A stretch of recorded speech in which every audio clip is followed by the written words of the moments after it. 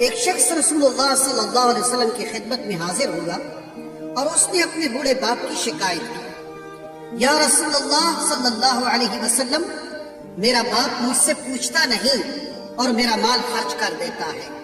آپ صلی اللہ علیہ وسلم نے اس کے باپ کو بلوایا۔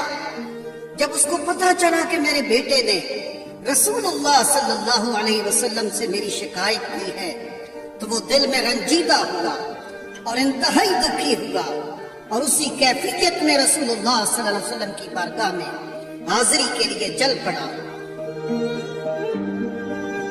چونکہ عرب کی گھٹی میں شاعری تھی تو راستے میں دل ہی دل میں کچھ اشعار پڑھتے ہوئے پہنچا۔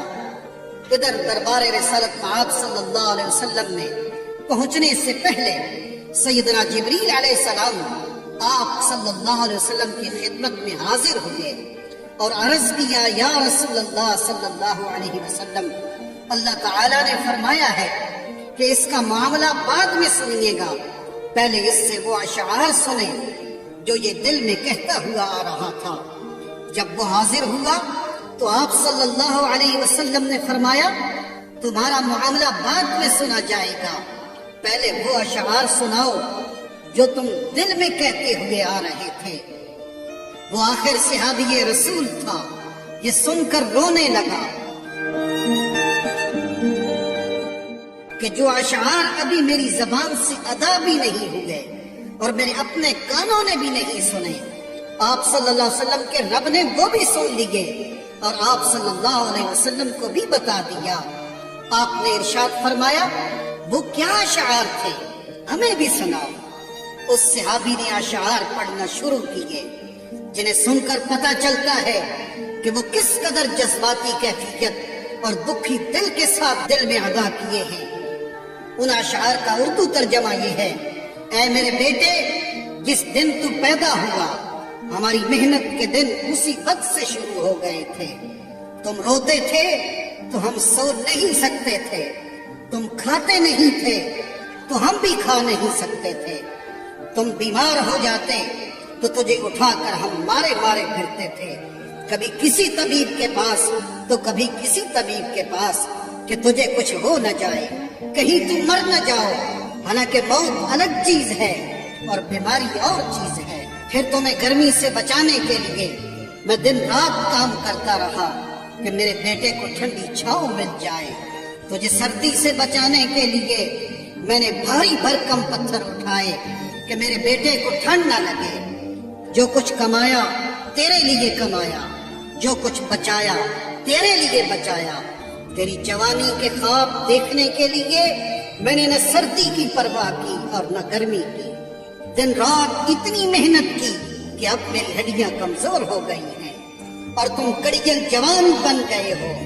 پھر مجھ پر خزاں نے ڈیرے ڈال دیے، لیکن تیرے اوپر بہار آ گئی، میں جھک گیا اور تم سیدھے ہو گئے۔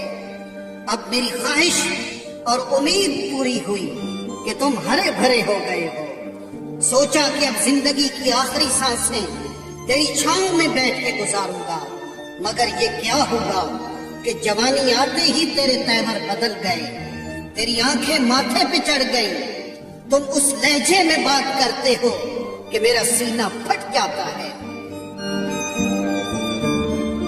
اس انداز سے تو کوئی اپنے نوکر سے بھی بات نہیں کرتا۔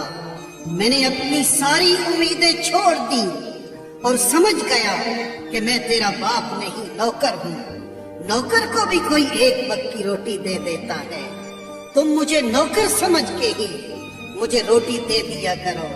یہ اشعار سناتے سناتے بوڑھے باپ کی نظر جب رسول اللہ کے چہرے انور پہ پڑی تو دیکھا کہ آپ صلی اللہ علیہ وسلم اتنا روئے کہ آپ کی داڑھی مبارک تر ہو گئی۔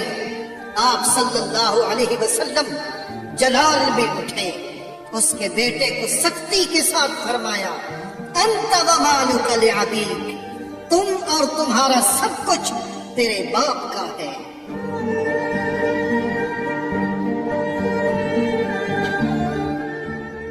والدین کے ادب و احترام کا حکم اللہ رب العالمین نے دیا، وَقَضَىٰ رَبُّكَ أَلَّا تَعْبُدُوا إِلَّا إِيَّاهُ، وبالوالدین احسانا، اور آپ کے رب نے حکم فرمایا ہے کہ تم اللہ کے سوا کسی کی عبادت مت کرو اور والدین کے ساتھ حسن سلوک کیا کرو۔ اما یبلغن عندک الکبر احدہما او کلاہما، اگر تمہارے سامنے دونوں میں سے کوئی ایک یا دونوں بڑھاپے کو پہنچ جائیں، فلا تقل لہما اف ولا تنہرہما، تو انہیں اف بھی نہ کہنا اور انہیں جھڑکنا بھی نہیں۔ وقل لہما قولا کریما، اور ان دونوں کے ساتھ بڑے ادب سے بات کیا کرو۔ واخفض لہما جناح الذل من الرحمہ، اور ان دونوں کے لیے نرم دلی سے عاجزی و انکساری کے بازو جھکائے رکھو۔ وقل رب ارحمہما کما ربیانی صغیرا، اور عرض کرتے رہو اے میرے رب ان دونوں پر رحم فرما جیسا کہ انہوں نے بچپن میں مجھے پالا تھا۔